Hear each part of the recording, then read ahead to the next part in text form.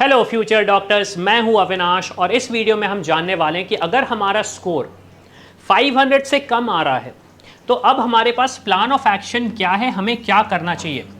क्योंकि देखो, अगर आप सही प्लान ऑफ एक्शन नहीं करोगे तो बहुत ज़्यादा दिक्कत होगी। दूसरी चीज़, एक साल वेस्ट होने का भी डर है। तीसरी चीज़, जो हम प्राउड करवाना चाहते थे अपने फैमिली को, अपने पेरेंट्स को, अपने आप को, वो हम नहीं करवा पाएंगे।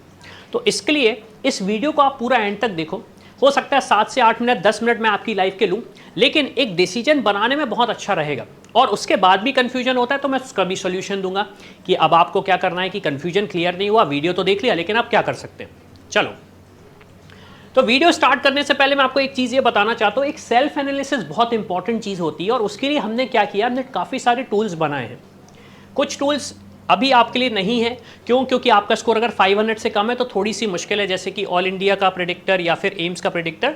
लेकिन आप स्टेट काउंसलिंग के प्रेडिक्टर को या आयुष काउंसलिंग के प्रेडिक्टर को यूज़ करके एटलीस्ट अगर इन कोर्सेज की तरफ बढ़ना चाह रहे हो या फिर स्टेट में कॉलेजेस देख रहे हो तो वो आप देख सकते हो। एग्जाम्पल अगर मैं आपको दूँ तो आपको ये लिंक डिस्क्रिप्शन में मिल जाएगा। आप ऑल टूल्स में आएंगे, नीट 2024 ऑल टूल्स। अब आपके पास यहाँ पे दो ऑप्शन आ रहे होंगे, आगे जाके बढ़ जाएंगे क्योंकि हम बाकी स्टेट्स का भी लेके आने वाले हैं। तो आपको मैं रेकमेंड नहीं करूंगा नीट का कॉलेज प्रेडिक्टर। क्यों? क्योंकि हमारा नंबर कम है। लेकिन हम आयुष की अगर बात करें, आयुष प्रेडिक्टर 2024, अगेन पहले बता दूं, ये टूल पेड है, ये फ्री ऑफ कॉस्ट नहीं है। आपकी रैंक पे अगर आपको कॉलेजेस नहीं मिल रहे हैं तो आपको ये चेक करना पड़ेगा इसमें। चलो, अब हम डिस्कस करते हैं कि हमें करना क्या है। इस टूल पे आप आएंगे, अगेन लिंक डिस्क्रिप्शन में मिल जाएगा आपको।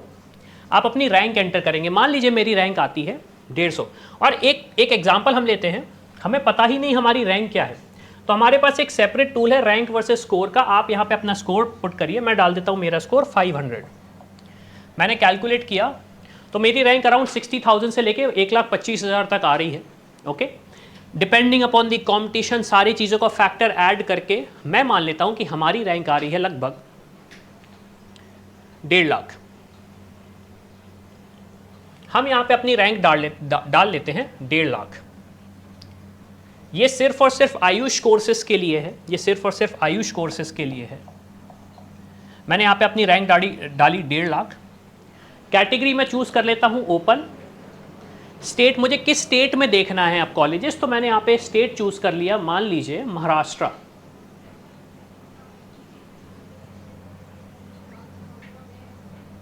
मैंने यहाँ पे स्टेट चूज कर लिया महाराष्ट्र। अब क्योंकि मुझे कोर्सेज का आइडिया नहीं कि मुझे कौन से कोर्स में जाना है, ये सारे आयुष के कोर्सेज हैं, मैंने इन कोर्सेज को क्लिक किया और मैंने यहाँ पे प्रेडिक्ट कर दिया। तो अब मुझे वो सारे कॉलेजेस दिख रहे हैं जो कि मुझे उस रैंक पे 1.5 लाख की रैंक पे लगभग मिल सकते हैं। जैसे कि आप देख रहे हो 1.5 लाख में महाराष्ट्र में आपको दिख रहा है ये यूनानी medical college and hospital Pune, BUMS round 1 पे क्लोज हुआ था, open category, so on and so fourth, सारे महाराष्ट्र के कॉलेजेस हैं। अगर आपको महाराष्ट्र स्टेट चूज नहीं करना, आपको किसी भी स्टेट में जाने की फ्लेक्सिबिलिटी है, तो आप यहाँ पे ऑल स्टेट पे क्लिक करोगे, फिर प्रेडिक्ट पे क्लिक करोगे और आपको ऑन एन एवरेज स्टेट्स के इन्फॉर्मेशन मिल रही। जम्मू कश्मीर हो गया, तेलंगाना हो गया, असम हो गया, उड़ीसा हो गया, गुजरात हो गया, केरला हो गया। तो आपको ये डिटेल्स मिल रहे हैं इस टूल के थ्रू। सबसे इंपॉर्टेंट चीज़, ये टूल हमारा पेड है। ये टूल हमारा पेड है। इसके जो भी डिटेल्स आपको चाहिए, लिंक में आपको, लिंक डिस्क्रिप्शन के नीचे आपको उसकी लिंक मिल जाएगी, वहाँ पे जाके आप इसे चेक कर सकते हैं। एक चीज़ मैं आपको बताना चाहूँगा, ये टूल तभी वर्क करते हैं जब आपकी रैंक एलिजिबल हो। अगर आपकी रैंक ऐसी आ रही है बहुत ज़्यादा दूर, एक एग्जाम्पल देता हूँ, काफ़ी सारे स्टूडेंट्स हमें रीच आउट करते हैं। मान लीजिए आपकी रैंक आ रही है 15 लाख और मैंने प्रिडिक्ट किया तो दिखा देता है no colleges found based on the given details. मतलब अगर आपने सही पैरामीटर, सारी चीज़ें इनपुट सही दी हैं, तभी जाके आपको वो कॉलेजेस मिलेंगे। और सबसे इंपॉर्टेंट चीज़, अगर उस पर आप एलिजिबल हैं तभी। ऐसा नहीं कि आपकी बहुत ज़्यादा रैंक आ रही फिर भी आपको कॉलेजेस मिले, क्योंकि ये वो डेटा है जो कि रिलीज़ होता है काउंसलिंग के बाद। तो ये चीज़ आप समझ सकते हैं। अब जो स्टूडेंट टूल यूज़ नहीं करना चाहते, एक इन्फॉर्मेशन लेना चाहते हैं, उनके लिए मैं बता देता हूँ आपको क्या करना है, क्या प्लान ऑफ एक्शन है आपके पास। सबसे पहला प्लान ऑफ एक्शन ये है आपके पास कि आप प्राइवेट कॉलेजेस के टारगेट करें, एम करें प्राइवेट कॉलेज का। बजट आपका होगा अराउंड 40 लाख से LPA टू 1 CR। और यहाँ पे मैंने एक चीज़ गलत बोल दी, LPA नहीं होगा, ये होगा टोटल। 40 लाख पर एनम तो बहुत ज़्यादा हो जाएगा। 40 लाख से 1 करोड़ हो जाएगा आपका प्राइवेट कॉलेज का MBBS का रिजल्ट, सॉरी बजट, क्या आप इसको ले सकते हैं? अगर हाँ तो ऑब्वियस सी बात है आपके पास एक ऑप्शन है, अगर नहीं तो फिर आपको सोचना पड़ेगा। दूसरी चीज़ आप ये कर सकते हो कि आप स्टेट लेवल काउंसलिंग में पार्टिसिपेट कर सकते हो। यहाँ पे एक इंपॉर्टेंट चीज़ है, स्टेट लेवल काउंसलिंग में आपको ये चेक करना पड़ेगा कि क्या आपके नंबरों पे आपको कॉलेज मिल रहा है या नहीं मिल रहा। अगेन उसका एनालिसिस करना है, हमने टूल बनाया हुआ है, उसको जाके आप देख सकते हो, समझ सकते हो। तीसरी चीज़, परस्यू अ डिफरेंट कोर्स। अब आपके पास दूसरे कोर्सेज करने के भी ऑप्शन हैं, ऐसा नहीं कि MBBS नहीं किया तो कुछ नहीं होगा। अब यहाँ पे डिफरेंट कोर्सेज से मेरा मतलब है, सबसे पहले तो BDS, आयुष कोर्सेज, इसमें आप डॉक्टर बनते हैं। फिर उसके बाद आपके पास फार्मेसी है, BSc नर्सिंग है आपके पास, ओके, रेडियोलॉजी हुआ, है ना, उसके बाद साइकोलॉजी हुआ, फिजियोथेरेपी हुआ। तो ये कुछ ऐसे कोर्सेज हैं जो कि आपको मेडिकल फील्ड में रखेंगे, लेकिन हाँ डॉक्टर नहीं बनाने देंगे। वो आपसे ये नहीं बोलेंगे कि आप डॉक्टर, तो अदर कोर्सेज आप कर सकते हो। अब नहीं हमें सिर्फ और सिर्फ MBBS करना है तो हम एब्रॉड चले जाएंगे। अब एब्रॉड जाने में भी सबसे इंपॉर्टेंट चीज़ ये है कि क्या हमें पता है कि कंट्री NMC गाइडलाइन को फॉलो कर रही है या नहीं। क्यों? क्योंकि आप अगर इंडिया आके वापस डॉक्टर बनना चाहते हो तो बहुत इंपॉर्टेंट होता है कि हम ऐसी गाइडलाइंस को फॉलो करें, हमें पता हो कि हम सही कंट्री जा रहे हैं। अब अगर आपको नहीं पता कि कंट्री कौन सी सही है तो नीचे एक स्पेशल MBBS एब्रॉड के लिए हेल्पलाइन दी गई, उसको जाओ, उस पर रीच आउट करो, हमारी टीम आपको उसमें असिस्ट करेगी। फिर होता है हम एक गैप ईयर लें, या फिर गैप ईयर को मैं बोलूं तो ड्रॉप लें। ये भी एक पोटेंशियल ऑप्शन है आपके पास, लेकिन ड्रॉप आपको कब लेना है? ड्रॉप आपको तब लेना है जब ये आपका फर्स्ट अटेम्प्ट है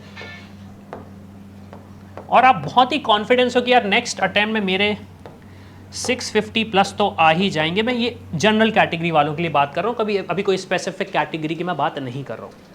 तो ये चीज़ आपको समझनी पड़ेगी, ये चीज़ आपको समझनी पड़ेगी। फिर प्राइवेट कॉलेज आते तो ऑब्वियस सी बात है, अब प्राइवेट कॉलेज में आपका मान लीजिए स्कोर आ रहा है 500 आ रहा है, 400 आ रहा है, 300 आ रहा है, 200 आ रहा है, तो आप क्या कर सकते हैं, आप गवर्नमेंट कॉलेज तो जा नहीं पाओगे, तो आपके पास प्राइवेट कॉलेजेस के ऑप्शंस ओपन हैं और you can get a private MBBS, BAMS, BSc nursing, ये कोर्सेज भी आप ऑप्शनली कर सकते हो। प्राइवेट कॉलेज में अगेन मैं बताना चाहता हूँ कि आपको 40 लाख से लेके 1 CR का बजट लेके चलना है इंडिया से अगर आपको MBBS करना है।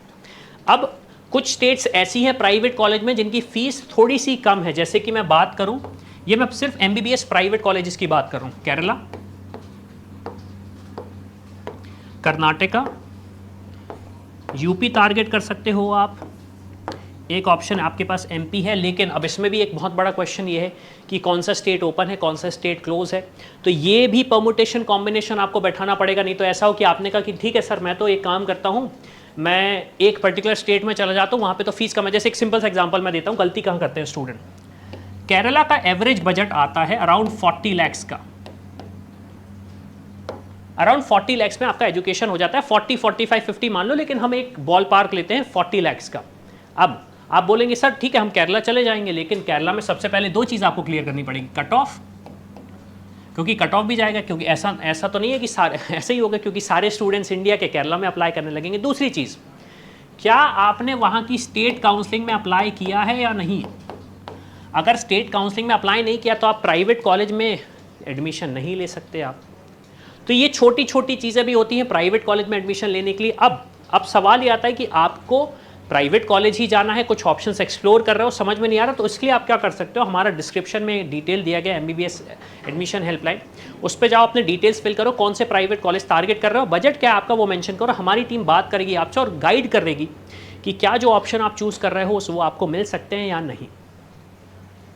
फिर काउंसलिंग किसे करनी चाहिए, तो यहाँ पे मैं अगर बात करूँ तो अगर आपका स्टेट लेवल पे 630 का स्कोर है या फिर 660 का स्कोर है ऑल इंडिया पे, तो आप काउंसलिंग का टारगेट कर सकते हो। लेकिन क्यों? क्योंकि हमारा 500 से कम है, तो ये चीज़ तो हमारे लिए वैलिड ही नहीं है, ये चीज़ तो हमारे लिए वैलिड नहीं है। तो हम स्टेट की काउंसलिंग सोच सकते हैं, स्टेट्स की काउंसलिंग सोच सकते हैं। ये अगेन हम बात कर रहे हैं ऑल इंडिया कोटे पे, AIQ, मैं अभी स्टेट कोटा की बात नहीं कर रहा हूँ, ऑल इंडिया कोटे की बात कर रहा हूँ। फिर हम बात करें कि क्या हम परस्यू कर सकते हैं दूसरा कोर्स, तो जैसे कि मैंने डिस्कस किया आपके पास दूसरे कोर्सेज के क्या ऑप्शन हैं, BDS, BAMS, BHMS, BUMS, ये आयुष कोर्सेज हुए, ये आयुष कोर्सेज हुए। सबसे इंपॉर्टेंट चीज़ आपको ये समझनी पड़ेगी कि पहला प्रेफरेंस इंडिया में हमेशा MBBS का ही है, पहला प्रेफरेंस इंडिया में हमेशा MBBS का ही है। फिर आप बोल सकते हैं BDS का, BAMS का, मतलब आयुष, मैं ऐसे आयुष बोल देता हूँ, आयुष कोर्सेज।